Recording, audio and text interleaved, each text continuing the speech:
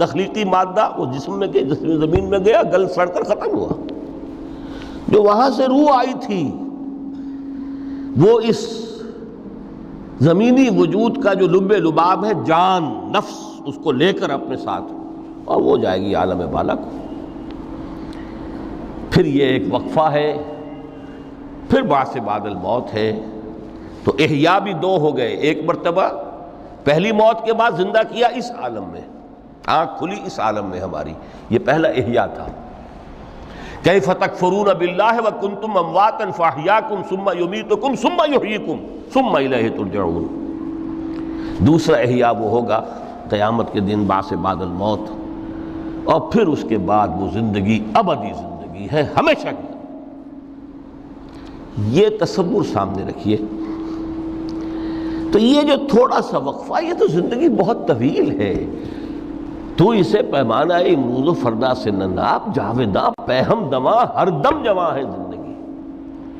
اس میں یہ وقفہ جو ہے، خلق الموت والحیات لیبلوکم ایکم احسن عملا، یہ اس جسد کے ساتھ اس روح کا اتصال، اور یہ 30 40 50 60 70 80 100 برس کی عمر، یہ ایک وقفہ ہے، یہ امتحانی وقفہ ہے، تمہیں جانچا جا رہا ہے، پرکھا جا رہا ہے۔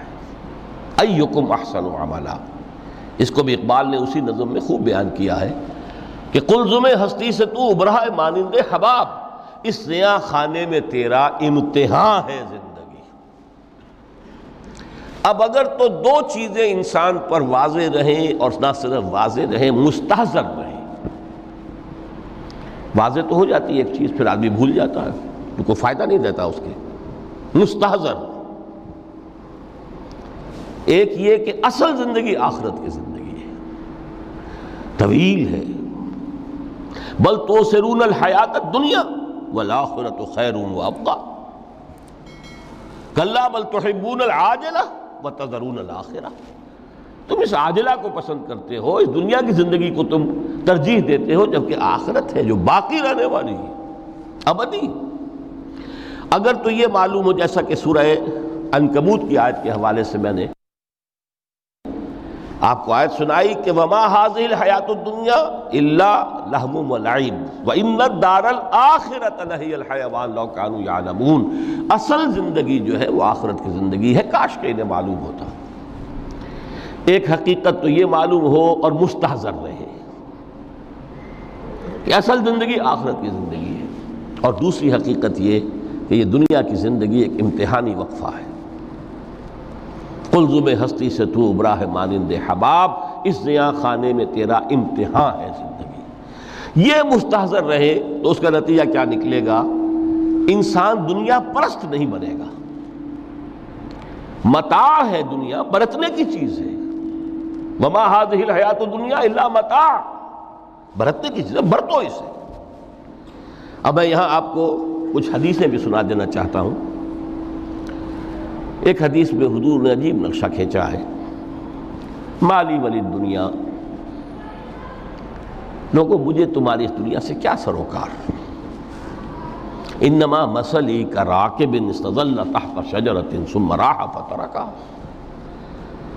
میری مثال تو اس سوار کسی ہے جو تھوڑی دیر کے لیے کسی درخت کے سائے میں سستانے کے لیے رک جاتا ہے۔ وہ اس درخت کو اپنی منزل نہیں سمجھتا، اپنا گھر نہیں سمجھتا، تھوڑی دیر کا سستانا ہے، پھر وہ اس درخت کو خیر بات کہتا ہے، اپنا راستہ لیتا ہے، اپنی منزل کی طرف روانہ ہو جاتا ہے۔ بس اتنا تعلق، منزل یاد رہے۔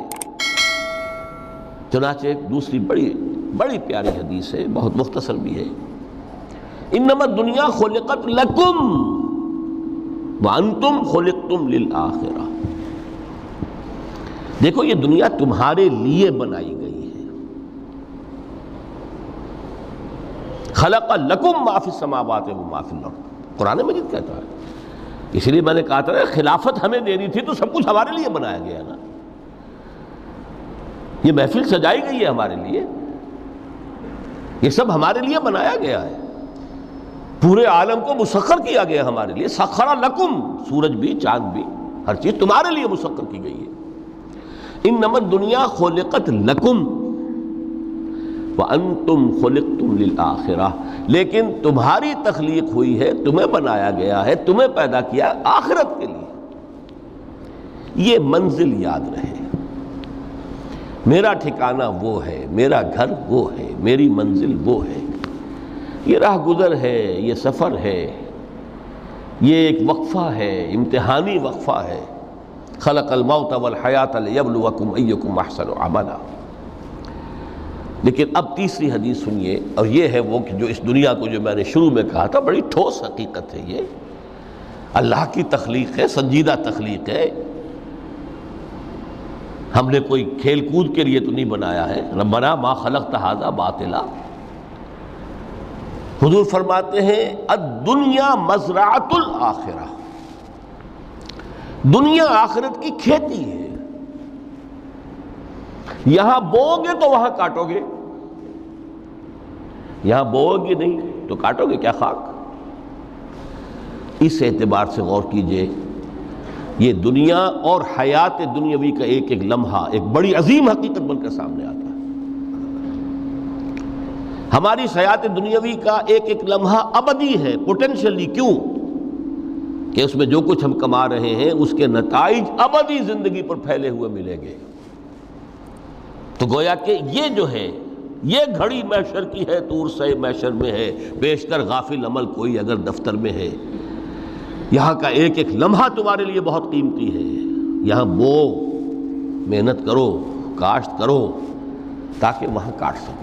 الدنیا مزرعۃ الآخرہ۔ اب دیکھیے یہ جو انداز ہے قرآن کا، وَمَا الْحَيَاةُ الدُّنْيَا إِلَّا مَتَاعُ الْغُرُورِ، جو ہماری گفتگو کا آج عنوان ہے، اس کے دو نتیجے نکلتے ہیں عملاً۔ ایک نتیجہ جو صحیح ہے، جو قرآن نکالنا چاہتا ہے، جس کی طرف اسلام رہنمائی کرتا ہے،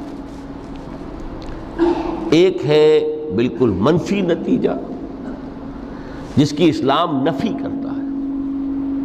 وہ منفی نتیجہ کیا ہے؟ دنیا دھوکے کی ٹٹی ہے، چھوڑو گھر گھرستی کو، دفع کرو، رب سے لو لگانی ہے، یہ شادی کر کے اور گھر گھرستی کر